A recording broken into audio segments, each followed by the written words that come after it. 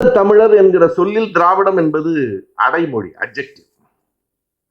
தமிழ் இந்து என்பதில் தமிழ் என்பது அடைமொழி, இந்து என்பது பெயர். நீங்கள் திராவிட தமிழர்கள் என்றால் ஆன்மீக தமிழர்களும் இருக்கலாம், வைதீக தமிழர்களும் இருக்கலாம். அடிப்படை தமிழன் என்பது அதில் பல பிரிவுகள் இருக்கலாம். முற்போக்கான பிற்போக்கான தமிழர்கள் இருக்கலாம். தமிழர்கள் அத்தனை பேரும் சாதி கூடாது என்று சொல்லுகிறானா?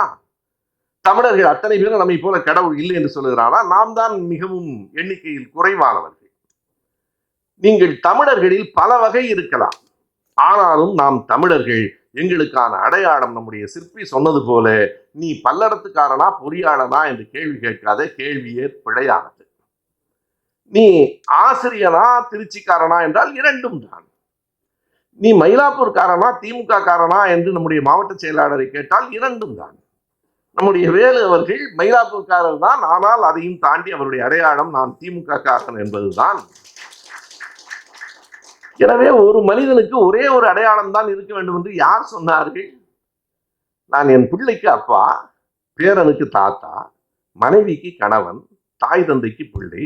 ஏதாவது ஒன்று சொல் என்று சொன்னால் இது வன்முறை இல்லை. ஏதாவது ஒன்றுதான் சொல்ல வேண்டும். நீ மகன் என்றும் சொல்லுகிறாய். நான் என் நூலிலேயே எழுதியிருக்கிறேன், சைவம் என்று ஒரு சொல் இருக்கிறது. அதற்கு ஒரே ஒரு பொருள் தானா? இவர் சைவம் என்றால் அவர் சைவ மதத்தை சார்ந்தவராக இருக்கலாம். உணவு நேரத்தில் நீங்கள் சைவமா என்று கேட்டால் அது உணவு பழக்கம் சார்ந்தது. எப்படியோ மரக்கறி சாப்பிடுகிறவங்களாம் சைவம் என்று யார் சொன்னார்களோ?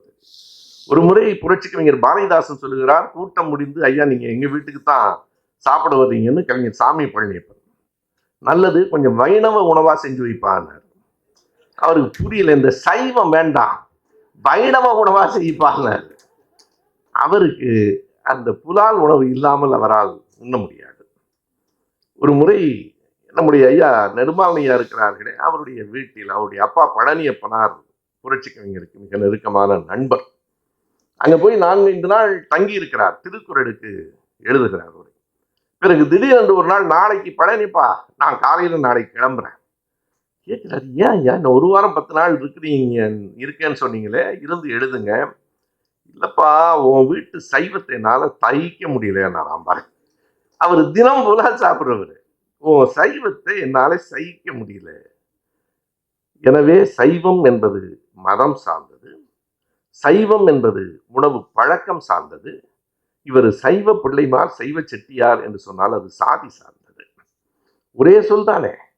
உனக்கு சைவம் இவ்வளவையும் குறிக்கலாம் என்றால் திராவிட மொழியை, நிலத்தை, இனத்தை, கருத்தியலை குறிக்க கூடாதா? அது என்ன திராவிடத்துக்கு மட்டும் தனியாக ஒரு சட்டம் வைத்துக் கொண்டிருக்கிறீர்கள்? அடுத்த கேள்விக்கு நான் வருகிறேன். நான் திராவிட தமிழன் என்று சொன்னால் ஆன்மீக தமிழனை ஏற்கிறேன் என்று பொருள். ஆனால் நீங்கள் தமிழ் இந்து என்று சொன்னால் ஆரிய இந்து இருக்கலாம், தெலுங்கு இருந்திருக்கலாம், ஆனால் எல்லோரும் இந்துக்கள் என்று பொருள். நாங்கள் மனிதர்களை எங்கே கொண்டு போய் சேர்க்கிறோம்? நம் நாட்டில், நம் இனத்தில் இருக்கிற மனிதர்களை நாங்கள் தமிழர்கள் என்று சொல்லுகிறோம். அந்த தமிழர்களுக்குள் வேறுபாடு சொல்லுகிறோம். நீ அத்தனை பேரும் இந்துக்களுக்குள் வேறுபாடு சொல்லுகிறாய். நாங்கள் எங்கே கொண்டு போய் சேர்க்கிறோம், நீங்கள் எங்கே கொண்டு போய் மக்களை சேர்க்கிறீர்கள் என்பதற்கு இது அடையாளம். திராவிடத்தோடு என்ன பகை? திராவிடம் சங்க இலக்கியத்தில் அந்த சொல். அம்பேத்கர் எழுதுகிறார், திராவிடம் என்பது தமிழ் சொல் இல்லை. அம்பேத்கர் எழுதியிருக்கிறார். எதை தேவனைய பாவாணர் சொன்னாரோ அதே கருத்தை அம்பேத்கர் சொல்லுகிறார். தமிழ் என்பதுதான் திரமிழ், திரமிழ், திராவிடம், திராவிடம் என்று ஆயிற்று. எப்படி ஆகும்? எப்போதும் சமஸ்கிருதத்திலே ஒரு பழக்கம் உண்டு. நாம் மொழிக்கு முன்னால், அதாவது ஒரு சொல்லுக்கு முன்னால் ஒரு மெய்யெழுத்து, ஒற்றெழுத்தில் தொடங்க மாட்டோம். பிரியா என்று பலர் எழுதுகிறார்கள். குறைந்தபட்சம் பிரியா என்றாவது எழுத வேண்டும். இப்படியெல்லாம் எழுத்துகள் தொடங்காது. அங்கே அப்படித்தான் தொடங்கும். நாம் பவடம் என்று சொன்னால் அவர்கள் பிரவாடம் என்று சொல்லுவார்கள். நாம் படி எடுக்கிறது என்றால் அவர்கள் பிரதி என்பார்கள். தமிழில் அந்த இசைக்கருவிக்கு மதங்கம் என்றுதான் பெயர், அவர்கள் மிருதங்கம் என்பார்கள். மெதுவாக இருக்கிறது என்பதை மிருதுவாக இருக்கிறது என்பார்கள்.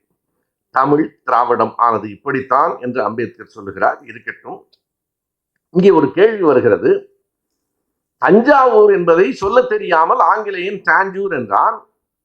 தூத்துக்குடியை சொல்ல தெரியாமல் அவன் சிட்டுக்கோரின் என்றான். எனவே நீங்கள் திரிந்த வடிவத்தை ஏன் பயன்படுத்த வேண்டும்? ஆங்கிலேயனுக்கு சொல்ல தெரியவில்லை, நாம் தஞ்சாவூர் தானே சொல்ல வேண்டும், ஏன் தாஞ்சூர் சொல்ல வேண்டும்? கேள்வி சரியாக இருக்கிறது. விடை என்ன என்றால், தாஞ்சூர் என்கிற சொல்லுக்கு பின்னால் எந்த வரலாறும் இல்லை.